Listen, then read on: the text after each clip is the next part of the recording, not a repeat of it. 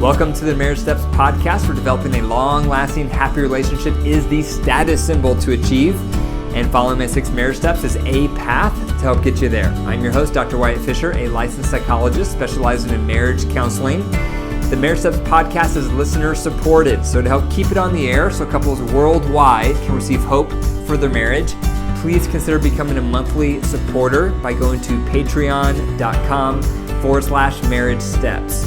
Once you're there, you'll see there's 3 tiers, 3 different options on how to be a supporter, and you get a free gift in response based on which tier you sign up for.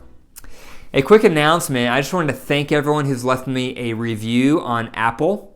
I've already gotten 5 reviews in the past week, and that's already improved my ranking by 6 points, by 6 spots. And that's how it works. So the more reviews I get on my podcast, the higher I'll appear in search results so more people can find the podcast. Right now, I'm ranked number 235 on Apple Podcast for the search term relationships. So right now, no one can find me except for you.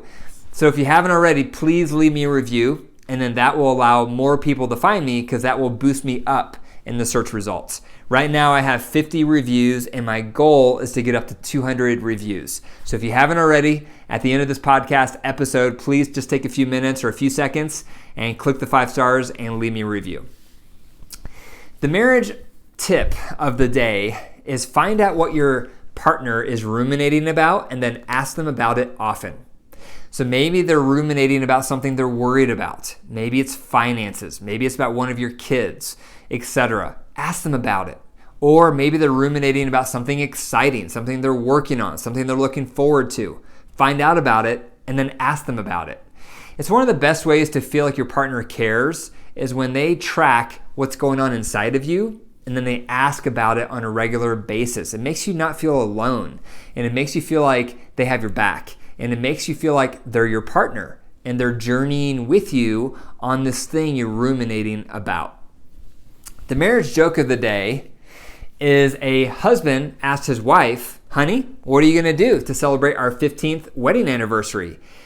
And she said, "I'm going to surprise you with a trip to Taiwan."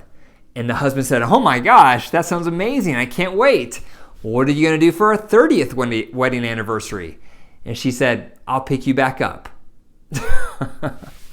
Okay, today for the marriage message is Ask the Shrink Hour. Every Thursday I post on my Facebook page and I say, what are your top marriage questions? And I always get a lot of good questions coming in. And so I write down some of the top questions and then I respond to them here so that because most of you probably have some similar questions yourself. So here's the first one. How can we manage a long-distance relationship because my partner and I are separated right now because of COVID? Long-distance relationships don't last very long because it's hard to meet each other's needs when you're not together. But if you have to be separated, a couple recommendations I would suggest. First is make the separation as short as possible. Second, while you are separated, make sure you're staying connected. So that includes daily video chats. And through that video chat, you can practice your head-heart, which is one of the tools on my website. You also can play games together for some recreation over the video chat. You can order each other special gifts through Amazon so that you feel like your partner's thinking of you. And try to make sure you can visit each other. So maybe once a month, you can take turns traveling to where the other person is, if possible, for a weekend together. Because it puts so much strain on a relationship to not be together. So never think that it's going to be a long-term setup because it won't work. It only will work if it's short-term, you're both in agreement, and you have a strategy on how to stay connected while you're apart. Second question. How can we maintain our mental health and marital health during COVID? That's a good question. So I'll start with the mental health. So our mental health is influenced by all sorts of things. One thing it's influenced is by how well we are having self-care. So the more we exercise, the better we feel. 30 minutes of cardiovascular exercise is equal to 1 antidepressant pill. So if you're not exercising, start exercising. 30 minutes a day, that's the goal. How well you eat impacts your mental health. How well you sleep. 7 to 9 hours a night is recommended. You want to have good sleep hygiene habits. If you don't know what sleep hygiene habits are, Google it and you will find lots of resources and tips on sleep hygiene. One example is going to bed and waking up around the same time every night so you can set your circadian rhythm. That's really important to be rested. Other things for your mental health is getting out in nature. When we're out in nature, that lifts depression. It increases creativity, makes us feel better. So get out in green space. Another thing that can lift depression and help our mental health is social relationships. We're social creatures. And so we need to stay connected even during COVID. So perhaps you can still meet with some of your friends, maybe one of your friends, and you meet outdoors and you wear a mask and you practice social distancing. So don't give up on meeting with your friends, but be safe about it. Do it outdoors and practice the protocol that's recommended. Or you can practice through Zoom sessions with family and friends who are further away. But stay connected socially. That's very important. A lot of research shows that the more isolated we feel, the more depressed we feel. So social connections is directly connected to our levels of depression. Another thing that can help mental health is finding purpose. When we have purpose and we believe in something we're doing or we're working on or we're volunteering for, that gives us hope. And we all need to feel hope and that our life has purpose. So if you're not already, make sure to get involved or to work on something that has a lot of meaning to you. For me, helping couples has a lot of meaning to me. So when I do this podcast, when I post on social media, when I write blog posts, when I write books, when I do all these things for couples, that brings meaning to me. What brings meaning to you? Another thing that can help mental health is volunteering. And so when we do something for others, when our motive is altruistic, that also lifts mental health and depression. So if you're not already, every day or once a week, try to think about who can you serve. Perhaps you start out with serving people in your family. Perhaps it can be people in your neighborhood, perhaps in the broader community. But think about how to serve others because that will help your mental health as well. Now, marital health is also very important during COVID because we're crammed together with our partner whether we want to be or not. So you have to dialogue with your partner about your needs.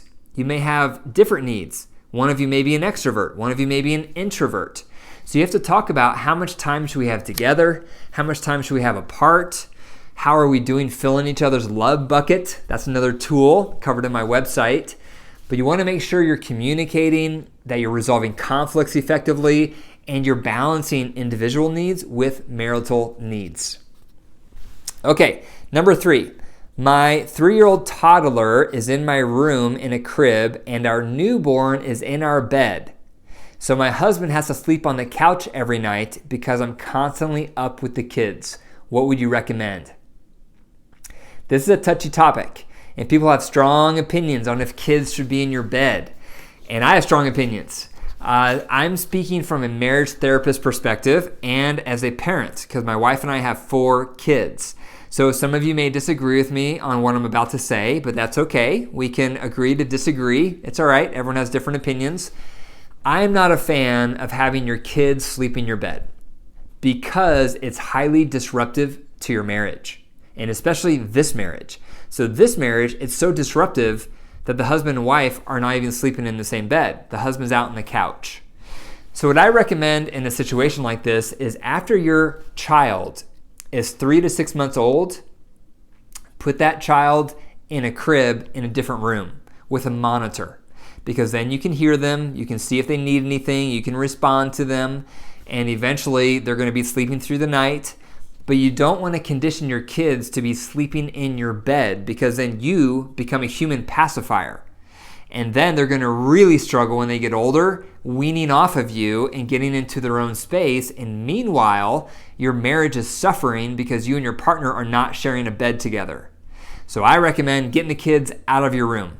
Get them in their own room, get a monitor set up so you and your partner can share your bed again. Number 4. How do I get over resentment towards my partner? I get asked this a lot, and it makes sense. We're imperfect people, married to imperfect people. So we're going to hurt each other whether we mean to or not. So therefore, resentment happens quite often in marriage. So what do you do when you're feeling resentment? How do you get over resentment?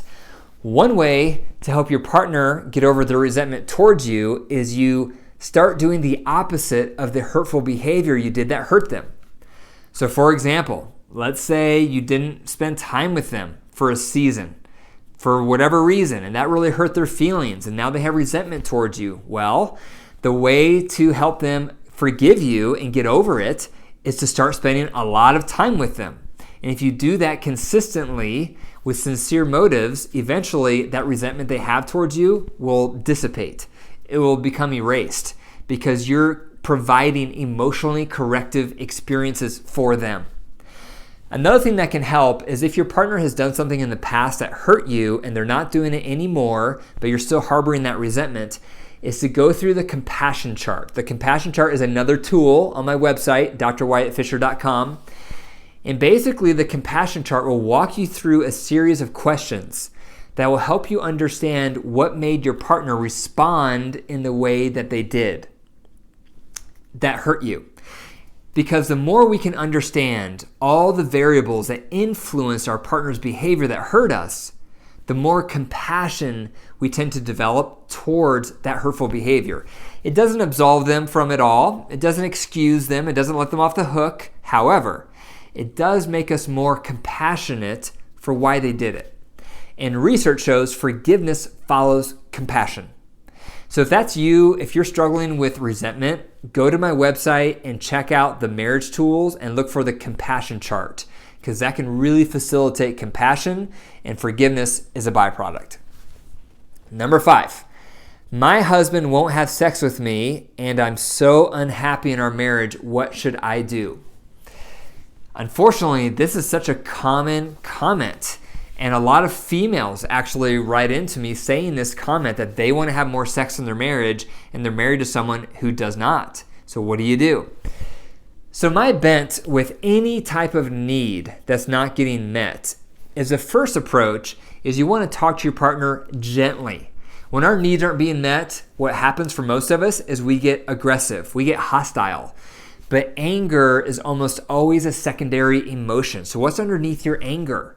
What's the tender underbelly? Are you sad? Are you hurt? Do you feel insecure? Do you feel lonely? Do you feel fearful? Talk to your partner from your tender underbelly, not with your aggressive hostility. Usually that will make them more empathetic and more receptive. There's an article about this on my website, The 4 Steps to a Soft Startup. So you want to check out that article, and there's also a tool on it as well on how to deliver a soft startup. If you deliver a soft startup about your needs not being met in marriage and your partner does not receive it well still, then go see a marriage counselor. If through the marriage counseling, if your partner is resistant or they won't go to a marriage counselor, or they're seeing a marriage counselor but they're still stonewalled and they won't work on the topic, they won't try to meet your needs still, then I recommend a separation. Because no one deserves to be in a marriage with someone who is calloused towards your needs. It's neglect, and that falls under the umbrella of abuse. And so that would be my recommendation. You try the soft startup. If they're not receptive, you see a marriage counselor. If they're still not receptive after working with a marriage counselor or not even receptive to seeing one, get a separation, because that is unhealthy. They're taking you for granted, and neglect is not acceptable in marriage. Thank you for listening to the Marriage Steps podcast. If you enjoyed the episode, be sure to take a few moments right now and click the 5 stars and leave a review.